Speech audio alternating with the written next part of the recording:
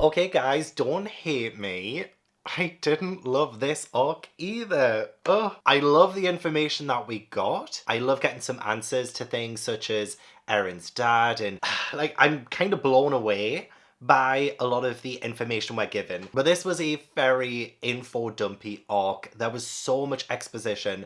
I kind of felt like I was drowning a little bit in all of the text and all of the information that we were given. I couldn't really have time to process some of the stuff before we kind of moved on to something else. And I kind of had a little bit of a hard time following along at times, but also I found myself getting a little bit bored. And I'm so sorry, I really hate saying that because I still am so enamored by the world. Like, I think at this point of the story, I feel like the characters are the driving force because I'm really enjoying the characters. I'm really starting to love like Krista, for instance.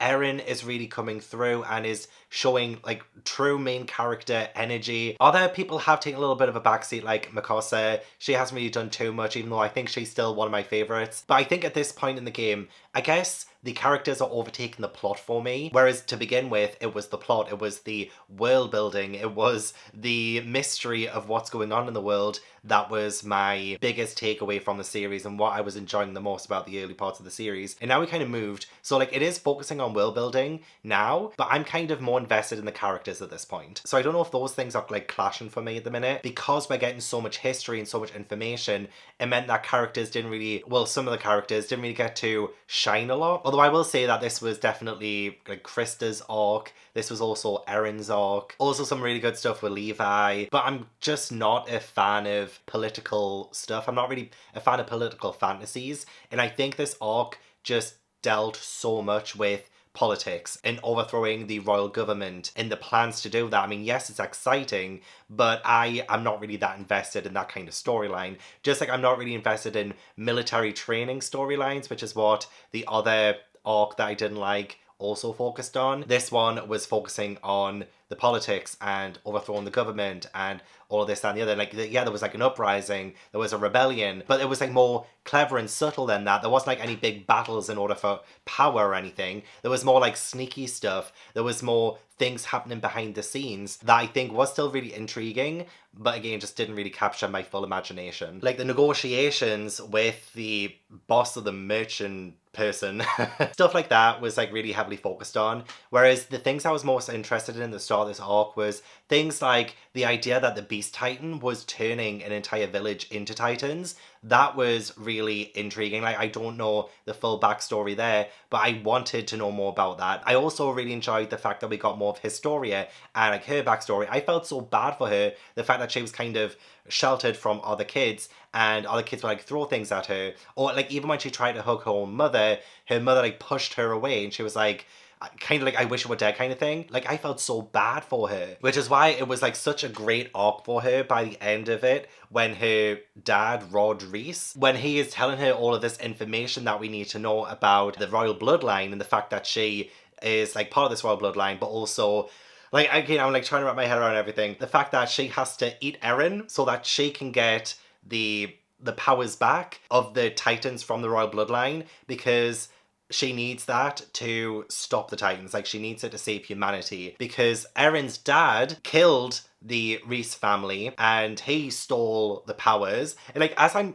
talking about this, it seems a little bit ridiculous to me, just like based off of the very initial premise of the story. All this stuff going on, like when a Titan eats another Titan, they can take their powers kind of thing. Like stuff like that, I'm just like, okay, it's like kind of losing me a little bit. But it did really make for like a fantastic scene when Eren is captured and he's like tied up like this, and then Rod is talking to his daughter Historia slash Krista and like trying to convince her to eat him and stuff, and she's like, oh god, what did she say? She said, I may be humanity's enemy, but I'm your friend, Eren. So when Eren is like, yes, eat me, take the powers, stop the Titans, I will give up myself for that to happen. Like a great self-sacrificing moment that really just proved Eren's strength of character. Love that. But also the fact that Krista chose, like, no, I'm your friend. I might be humanity's enemy, but I'm your friend. And I love any kind of themes of friendship.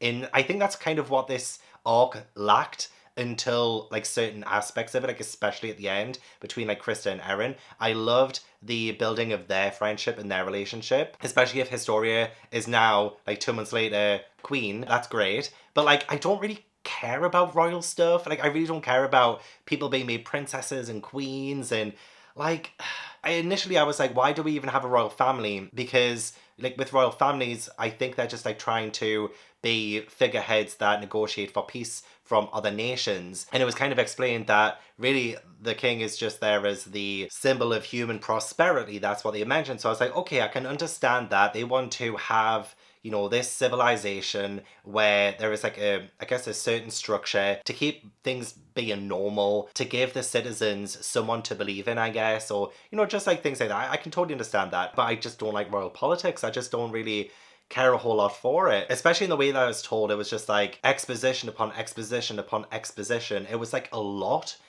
like a lot. Like, it would have been great if it had been just like, I don't know, sprinkled out a little bit more amongst other scenes, and maybe there was like a little bit more action to kind of balance it a little bit more. But if I'm going to take anything from all of the political stuff, it is the idea that nobody knows who to trust. Nobody knows who they can believe in power. I think it's Jane who says, I don't even know who the enemy is anymore. And like, is it the Titans, or is it the people within? Is it the government? Is it the fake king and stuff? So I kind of like the exploration of that. Again, like, it goes with a theme of betrayal that we've had in the previous couple of arcs, where I felt betrayed by certain characters in the way that they revealed who they really were. I love the fact that we do have like this sort of like desperate tone to this arc. It felt extremely necessary. I'm glad it's happened.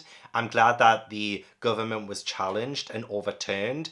And even when it looked like things were looking terrible, our side kind of like rose up and proved that they were smarter. And I love the whole scene. I think it was when Erwin was on trial and somebody bursts in saying, oh, Wall Rose has been breached. And then the people in power, like the government, were like, oh, well, like, close the gate, don't let any refugees in, like, just let them die kind of thing. And that was when the tables turned. It was the Survey Corps and the people on our side that proved that the government are the bad guys. Like, the government need to be overturned. Like, there needs to be different people in power for this civilization to thrive, because obviously they don't have the citizens' best interest at heart. So I do love scenes like that. I love being able to see when the challenging of the government was, you know, had, instead of being told things in monologues.